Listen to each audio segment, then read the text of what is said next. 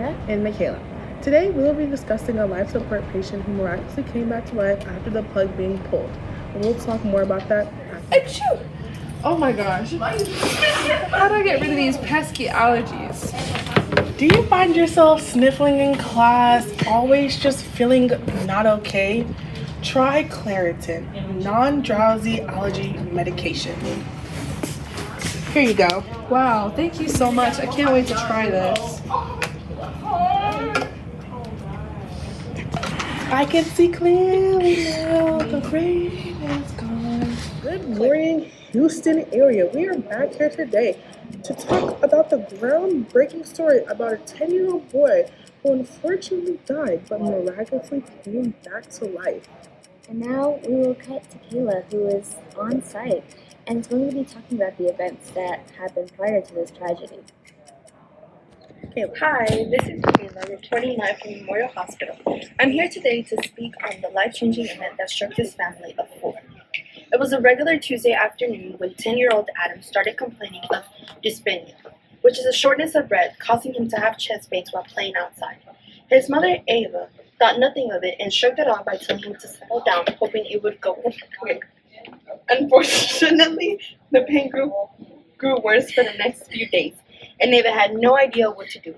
A few weeks go by, and Adam's pain was unbearable, to the point he couldn't sleep. His mother decided to take a trip to the hospital. After frequent visits, even the doctors had no clue what was going on.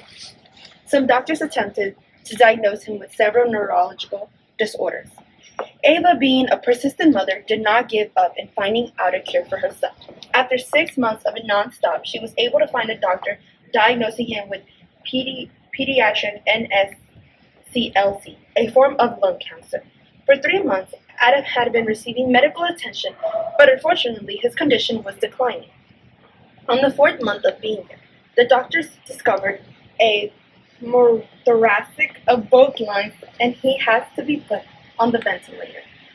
Ava was very distraught to see her son suffering and had no idea what to do anymore. They had run out of options. The transplant quick enough, he was declining at a very fast rate. The worst decision any parent would want to make eventually came to Ava when she would have to decide to unplug her son. Welcome back to the Daily Fix with your host, Michaela. I'm on site with Miss Smith, and she's going to tell us how she felt about pulling the plug on her 10-year-old son, Adam. This was the worst thing I'd ever had to do. Never in the 10 years of raising Adam did I think that I would have to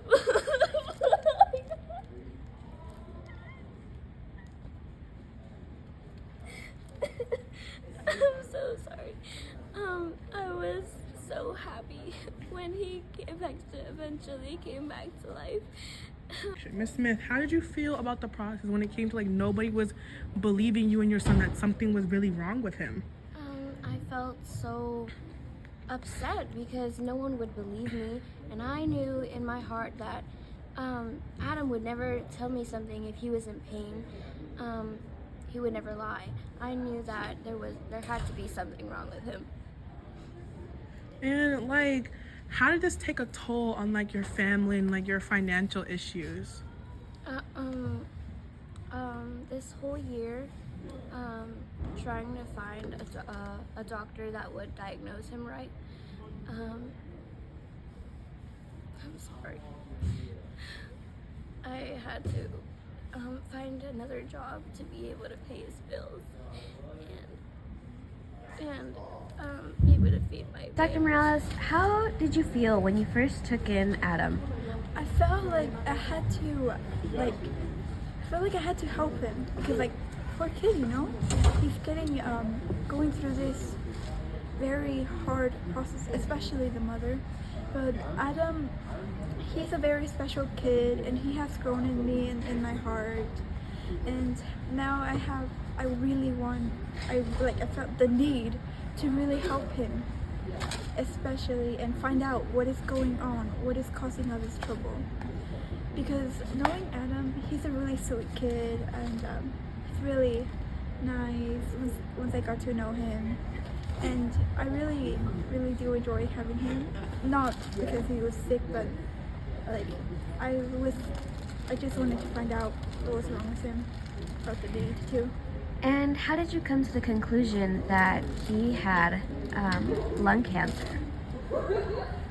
Well, some of the symptoms were kind of already there because like he mentioned the chest pain.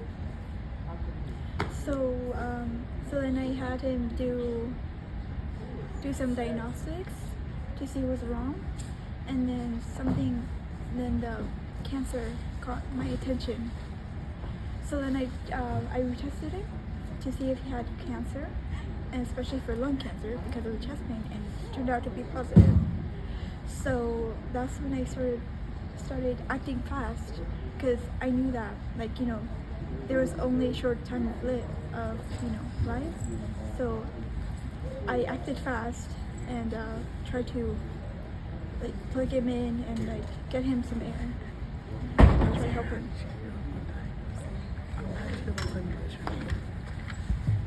How did you feel after you had to make the call to pull the plug on Adam?